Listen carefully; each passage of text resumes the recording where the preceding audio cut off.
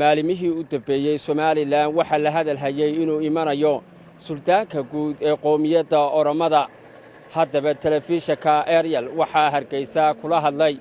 Suldaan Xasan, Suldaan Cabdilaahi, Suldaan Cabdiraxmaan oo ka mid ah salaadiinta waaweyn ee Somalilan. waxaan u sheegay inaanay marnaba aqbalaynin arrintaasi. suldaanka oo arrintaasi ka hadlaya waxa uu yidhi indhawaalaba waxaa la isla dhex marayay magaalada tan Hargeysa caasimadda Jamhuuriyadda Somalilan wafdi Oromo ah idinku soo beegan oo doonaya dhaqanka waxay u socdaana waa qadiyadii ka dhacday Hawaday runtii la yaabay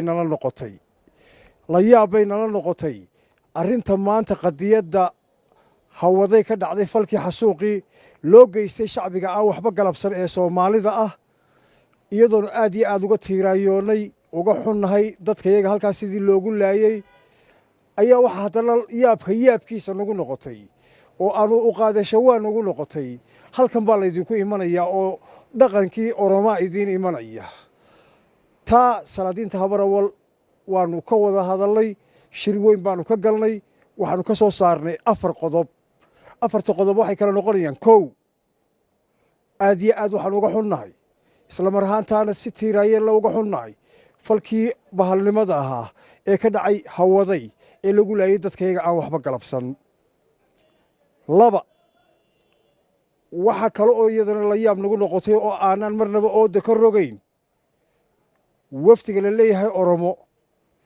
mar haddii aanay soo marin oo aanay waxba ka ogeyn dowlad deegaankii Soomaalida Itoobiya iyo dowladdii federaalku iyo dowladdii Somaliland marnaba lagama yaabo inaanu qaabilno ama la kulanno. waa qodob ka waa ganafkaan ku dhufanayna in aanan la kulmayn qaabilayn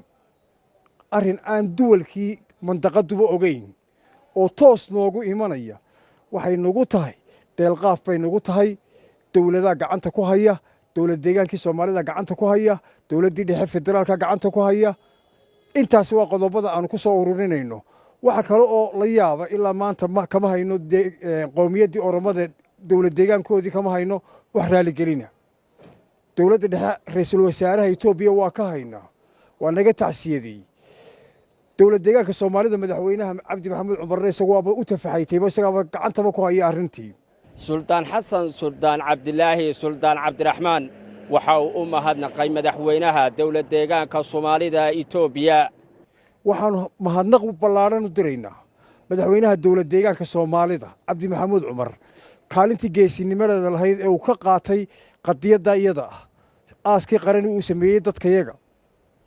iyo sida uu hawsha ugu tafaxayday yahay ayaanu madaxweynaha dowlad deegaanka Soomaalida isagana ugu mahadnaqaynaa. arrimihii abaaraha ka dhacay mandaqada geeska Afrika ee ka dhacay dadkayaga ku teedsan xuduudaha iyo deegaanka xataa Soomaalida